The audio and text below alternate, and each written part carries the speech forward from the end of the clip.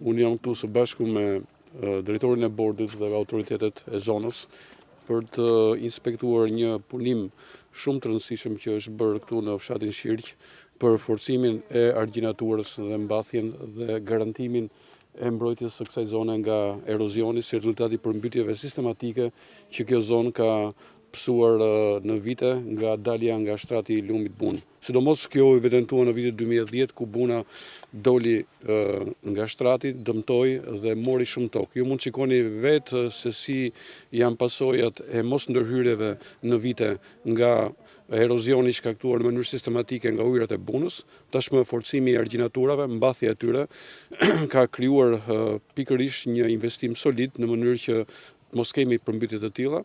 Është ndërhyrë në një pikë kritike që është pikërisht fshati Shirq, aty ku normalisht Buna del sistematikisht jashtë shtratit. Me këtë ndërhyrje ne garantojmë që të frenojmë, të mbajmë brenda shtratit ujërat e lumit Bun në mënyrë që mos kemi përmbytje dhe për të penguar atë që është vërtetuar për fat keq në këto vite, erozion sistematik, gryrje, marrje të tokave bujësore nga ujërat e lumit. Natyrisht ky është fillimi i një ndërhyrje kritike, por që do të pasohet nga ndërhyrje sistematike në gjithë shtratin e Bunës, në mënyrë që të mbrojmë tokat bujësore nga përmbytjet, që të mbrojmë pronat nga përmbytjet, natyrisht dhe jetë njerëzore në situatat e përmbytjeve që natyrisht pritet të vinë, sepse ne sapo jemi futur në sezonin e shirave. Si rezultati i kësaj ndërhyrje, natyrisht kemi edhe shtimin e kapacitetit rrjedhës të ujërave të Bunës në këtë segment, i cili shkon mbi 2100-2200 metra kub në sekond, ku normalisht fluksi i ujërave të Bunës në shtratin natyral nuk ka përse 1300 metra kub në sekond, gjë që garanton rrjedhjen më të shpejtë të ujërave në shtrat, garanton natyrisht edhe mbrojtjen e tokave përreth.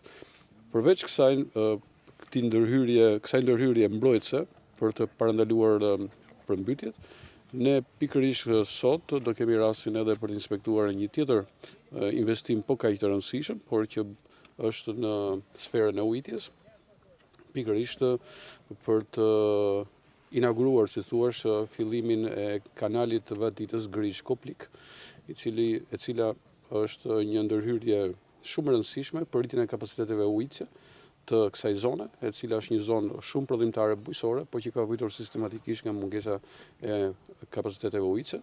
Pikërisht si rezultati i kësaj ndërhyrje do të futen në ujitje të qëndrueshme, të vazhdueshme, mbi 1200-1300 hektar tokë bujësore. Natyrisht ndërhyrjet tona synojnë mbrojtjen dhe zhvillimin. Mbrojtja është mbrojtja nga përmbytje dhe zhvillimi i bujësisë bëhet nëpërmjet sistemit të vaditës, që është esencial për rritjen e kulturave bujësore. Zoti Panariti, po për sa i përket hidrovoreve, në qarkun e Shkodrës është ai Velipojës dhe i Qasit, ku ky i fundit nuk është me kapacitet plot në punë. Zimit me energji një problematikë që është shfaqur edhe në jug të vendit, por edhe në disa rrethe për sa i përket shkaktimit përmbytjeve. Pyetja juaj është me vend. Rrjeti i hidrovoreve në qarkun e Shkodrës është në gjendje gatishmërie të plotë. Unë kam inspektuar në vazhdimsi qoftë hidrovori i Velipojës, ai i Qasit, nga pikpamja e kapaciteteve të instaluara teknike të motopompave, është në gatishmëri të plotë. Problemi që mbetet për të zgjidhur është furnizimi me linje alternative të energjisë elektrike, pasi në situatë stuhish pikërisht kemi ndërprerje të energjisë elektrike dhe kjo nuk duhet të përsëritet më. Për këtë ne kemi biseduar me OSHE-n në mënyrë që të pajisen me linje alternativë dhe i mundësisht jashtë rritit të furnizimit të qyteteve në mënyrë që të kemi linja të dedikuara. Nga ana tjetër përshikohet dhe mundësia e furnizimit autonom të hidrovorëve me gjenerator. Pasi mund të kemi edhe situata të tilla kur si rezultati i një stuhie të përmasave të jashtëzakonshme të kemi, si thuaç, errësirë, blackout total të energjisë elektrike. Në këtë mes duhet patjetër të kemi një sistem autonom. Po shikojmë këto opsione. Kryesorja është që për momentin unë po shikoj që të ndërhyjmë me fonde të emergjencës për rehabilitimin e linjave aktuale të furnizimit të energjisë elektrike të hidrovorëve, pra linjat që i furnizojnë të jenë tërësisht funksionale dhe linjat alternative. Për burimet autonome, sigurisht do ta shikojmë këtë si një ndërhyrje afatmesme.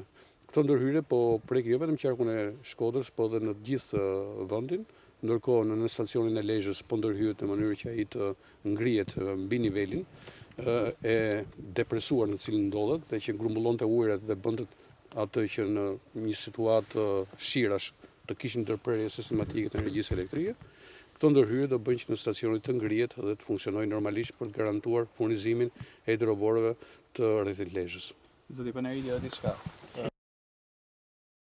Këto ndërhyrje janë të pjesshme. Bëhet një plan i përgjithshëm për ta shpëtuar Shkodrën një herë e mirë nga përmbledhjet. Kur do ta kemi?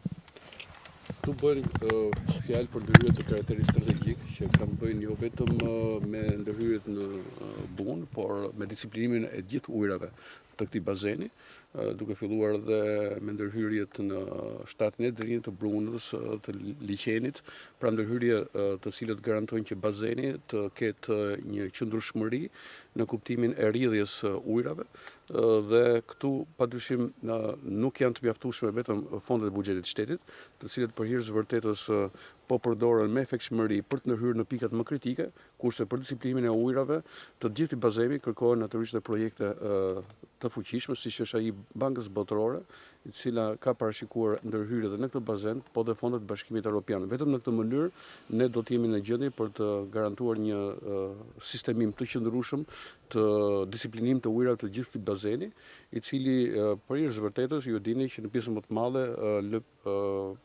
mbulon zona depresive që janë në nivelin e detit dhe përjedhojnë ndodhen në një rrezikshmëri të lartë.